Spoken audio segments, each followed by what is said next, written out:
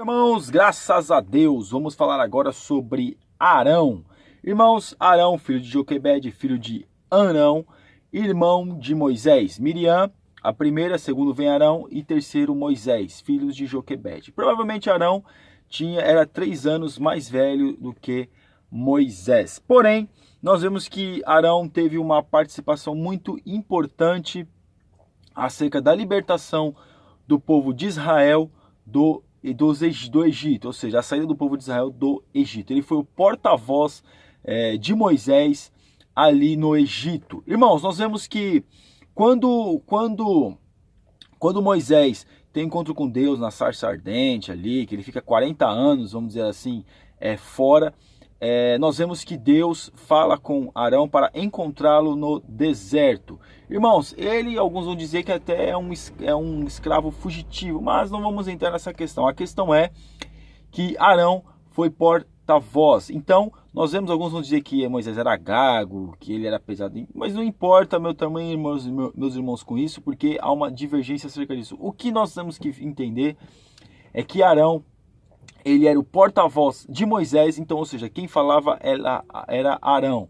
Vão defender que ele tinha uma eloquência melhor, que ele falava melhor do que Moisés. Então nós vemos que Arão foi usado por Deus para que o povo fosse liberto ali do Egito. Nós vemos quando Deus manda as pragas, quando Moisés vai lá e joga a vaga se transforma numa serpente, e quando a mão de Moisés fica leprosa, depois fica normal de novo. Nós vemos que Arão estava com ele. Então, depois da saída dos hebreus do Egito, nós vemos que na peregrinação, nós vemos que algumas vezes Arão, ele tentou, vamos dizer assim, questionar acerca da liderança de Moisés. Nós vemos que teve uma parte ao qual, quando ele quis questionar, questionando ele e Miriam, nós vemos que eles subiram e Deus falou que Moisés que era o escolhido, ou seja, Moisés que Deus escolheu. Porém, nós vemos que ali Miriam ficou leprosa.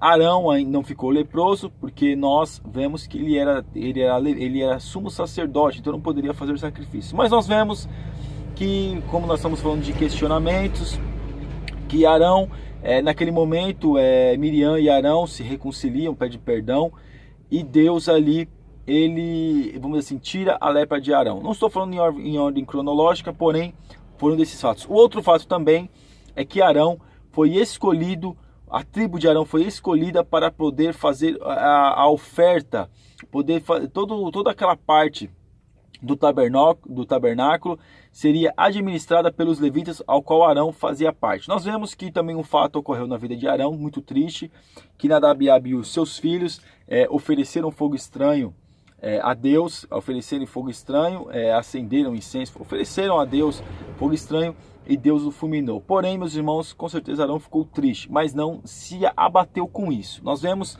lá na frente, agora nós já falamos sobre quando eles questionaram acerca de Moisés, mas nós vemos Miriam e Arão questionaram acerca da liderança de Moisés, mas nós vemos que lá na frente também teve uma parte que quando Moisés toma a mulher cuxita, né, foi nessa parte ao qual eles questionaram, só para nós completarmos. Porém também, quando Moisés fica 40 dias e 40 noites no monte, nós vemos que o povo ficou persuadindo Arão e ele constrói um bezerro de ouro.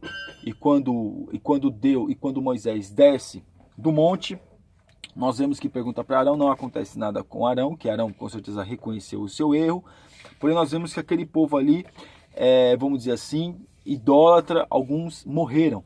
Então nós vemos que essa foi a passagem de Arão. Então eu vou ler aqui uma parte. Arão compartilhava com Moisés todas as dificuldades enfrentadas na época que passaram no deserto e aceitou, junto com o irmão, total responsabilidade por tudo o que aconteceu. Quando o povo exigiu água, por tudo o que aconteceu, quando o povo exigiu água e condenou Moisés por não encontrá-la para que todos pudessem saciar a sede, com Arão ao seu lado, decidiu lhes mostrar sua autoridade como porta-voz de Deus. Então nós vemos que nas dificuldades Arão sempre estava com Moisés. Nós vemos que Arão, além de ser o irmão, foi companheiro no ministério de Moisés. Mas nós vemos lá na frente, né, que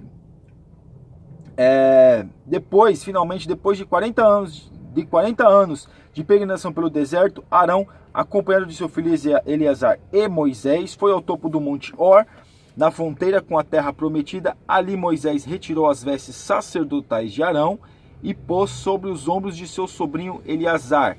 E Arão deitou-se e morreu.